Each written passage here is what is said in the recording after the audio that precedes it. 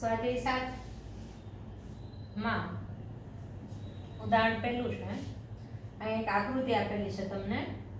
એ આકૃતિમાં OA બરાબર OB, એટલે કે આ OA અને આ OB, અહીંથી આટલું માપ છે એ કેવું છે? સરખા છે. OD બરાબર OC, આ O થી D અને O થી C આ પણ કેવા છે? સરખા છે. તો દર્શાવો કે AOD અને BOC, એટલે કે AOD આ ત્રિકોણ અને બીજો ત્રિકોણ છે BOC. આ બંને ત્રિકોણ છે, આ બંને ત્રિકોણ છે એ કેવા થવા જોઈએ? એકરૂપ થવા જોઈએ. અને બીજી કન્ડિશન શું છે? AD સમાંતર BC, એટલે કે AD અને BC આ બંને સમાંતર છે. આગલા ચેપ્ટરમાં જ તમે ભણી ગયા સમાંતર કોને કહેવાય. તો જે બે રેખા અથવા તો રેખાખંડને લંબાવો અને એક પણ બિંદુમાં છેદતા ન હોય તો એવી રેખા અથવા તો રેખાખંડને શું કહેવામાં આવે છે? સમાંતર રેખાખંડને રેખા કહેવામાં આવે છે. તો આપણે શરૂઆત કરીએ. બે ત્રિકોણ કયા છે? AOD અને BOC માં. ત્રિકોણ AOD અને ત્રિકોણ BOC માં. તો આપણે જોઈએ તો આ ત્રિકોણ છે AOD અને આ BOC. તો ત્રિકોણ AOD ની બાજુ AO અને આ ત્રિકોણની બાજુ BO બંને કેવા છે? સમાન છે, પક્ષમાં આપેલું છે. તો OA બરાબર OB આ બાજુ થશે અને ક્યાં આપેલું છે? પક્ષમાં આપેલું છે. સેમ એવી જ રીતે આ ત્રિકોણની બાજુ OD અને આ ત્રિકોણની બાજુ કઈ છે? OC. આ પણ કેવા છે? સમાન છે, પક્ષમાં આપેલું છે. OD બરાબર OC બાજુ ક્યાં આપેલું છે? પક્ષમાં. એ સિવાય CD અને AB O બિંદુ પાસે છેદે છે અને કેવી આકૃતિ બને છે? ક્રોસ X બને છે, જેને આપણે શું કહીએ છીએ? અભિકોણ. અને અભિકોણ કેવા હોય છે? એકરૂપ હોય છે, જે તમે છઠ્ઠા ચેપ્ટરમાં ભણી ગયા છો. તો ખૂણો AOD બરાબર ખૂણો BOC. AOD બરાબર ખૂણો BOC આ ખૂણા થશે અને કેવા છે? અભિકોણ છે અને અભિકોણ એકરૂપ હોય છે. તો બાજુ ખૂણો બાજુ, એટલે કે OA OD વચ્ચેનો ખૂણો કયો છે? તો કે AOD. આ AOD. આ ત્રિકોણની બાજુ OB અને OC એની વચ્ચેનો ખૂણો કયો છે? તો કે BOC. BOC એટલે કે બે બાજુને અંતર્ગત ખૂણો એક ત્રિકોણના બીજા ત્રિકોણની બે બાજુ અને અંતર્ગત ખૂણા સાથે કેવા થાય છે? સમાન થાય છે. તો બાહુબા શરત મુજબ આ બંને ત્રિકોણ છે એ કેવા થશે? એકરૂપ થશે. AOD એકરૂપ ત્રિકોણ BOC, જે આપણે સાબિત કરવાનું. તો એટલે પેલું છે એ આપણે સાબિત થઈ ગયું. હવે આ બંને ત્રિકોણ છે એ કેવા થઈ ગયા? એકરૂપ થઈ ગયા. તો એને અનુરૂપ બાજુઓના માપ કેવા હશે? સમાન હશે. અને એના અનુરૂપ ખૂણાઓ પણ કેવા હશે? સમાન હશે. તો આ ત્રિકોણ બંને ત્રિકોણના ખૂણો B એની સાથે કયો ખૂણો સમાન થશે? A. તો આ ત્રિકોણની વાત કરીએ. ત્રિકોણ AOB માં તો DAO ખૂણો DAO બરાબર ખૂણો કયો થશે? OBC.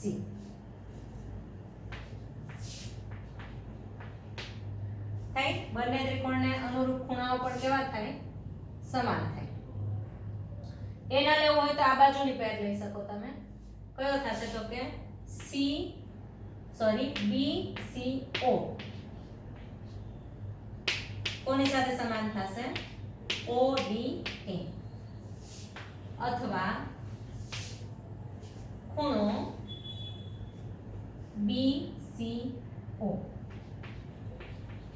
બરાબર ખૂણો ODA.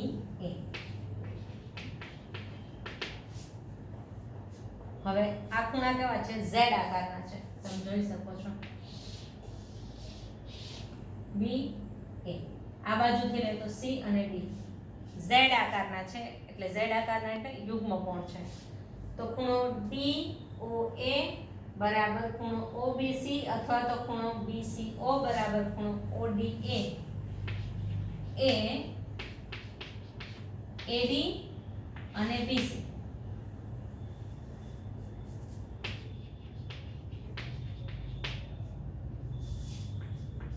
AD અને BC ની છેદિકા.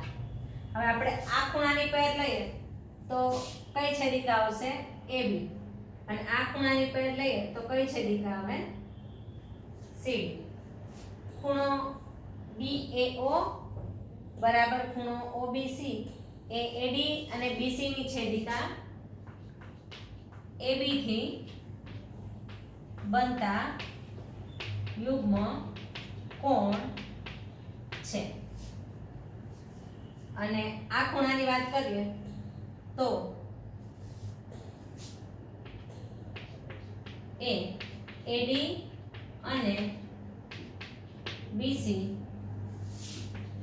ની છેદિકા CD થી બનતા યુગ્મ કોણ છે. હવે યુગ્મ કોણ ત્યારે જ બને જ્યારે આ બે રેખાઓ છે કેવી હોય? સમાંતર હોય. તો આપણા કેસમાં શું થશે? AD અને BC કેવા થશે? સમાંતર થશે. તો AD સમાંતર BC. આપણે બીજું રિઝલ્ટ શું સાબિત કરવાનું હતું? AD સમાંતર BC જે સાબિત થાય છે.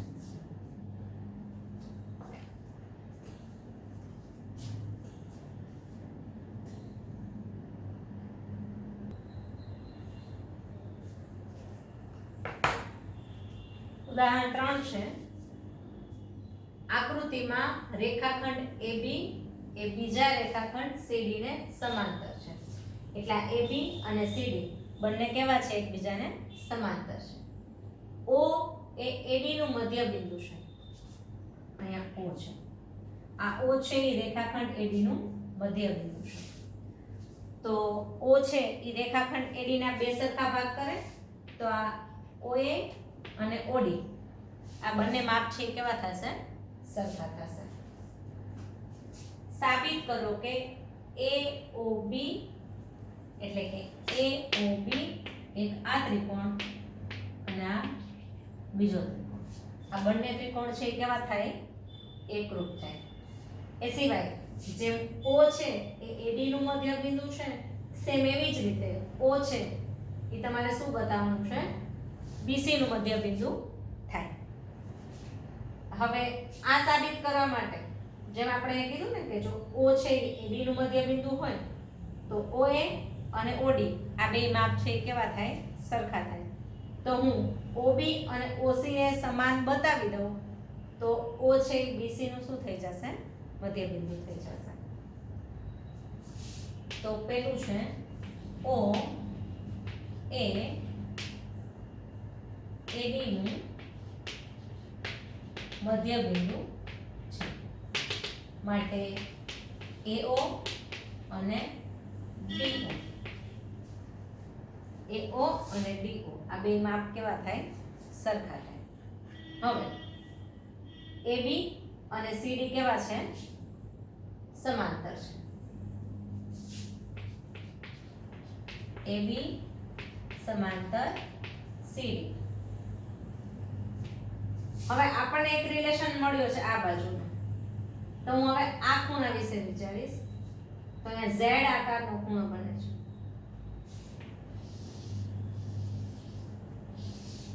છેદિકા કઈ થશે આપણી AD. તો AB સમાંતર CD ની છેદિકા AD થી બનતા યુગ્મ કોણ કયા થશે? તો CDO ખૂણો CDO. અને બીજો કયો થશે? તો કે OAB.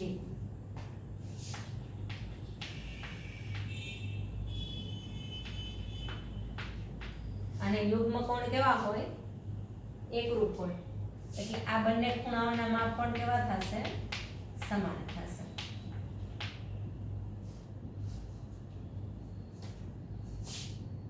ફરી પાછું અહીંયા ફોકસ કરીએ તો અહીંયા શું બને છે?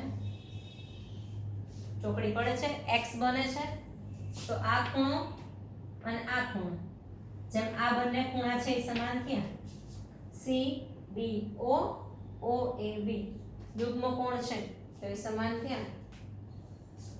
તો આ બંને ખૂણા કેવા થશે? સામસામે છે એટલે અભિકોણ થશે, જે એકરૂપ થાય.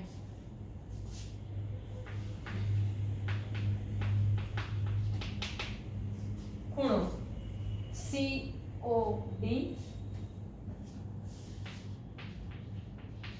બરાબર ખૂણો BOA. આ કેવા થશે? અભિકોણ થશે. તો આ બે ત્રિકોણની વાત કરીએ તો એમાં આ ખૂણાની સાથે આ ખૂણો, આ ખૂણાની સાથે આ ખૂણો અને OA અને OD બંનેમાં કોમન છે. એટલે ખૂણો બાજુ ખૂણો, ખૂણો બાજુ ખૂણો. તો ખૂબ આખું શરત મુજબ આ બંને ત્રિકોણ છે કેવા થશે? સમાન થશે. તો ત્રિકોણ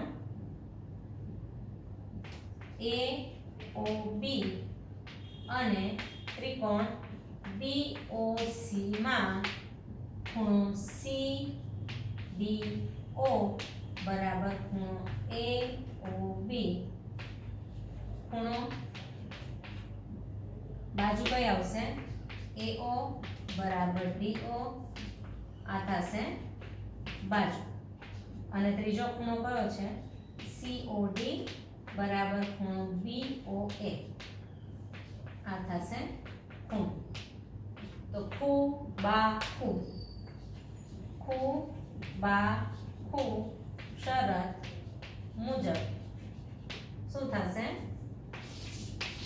ત્રિકોણ AOB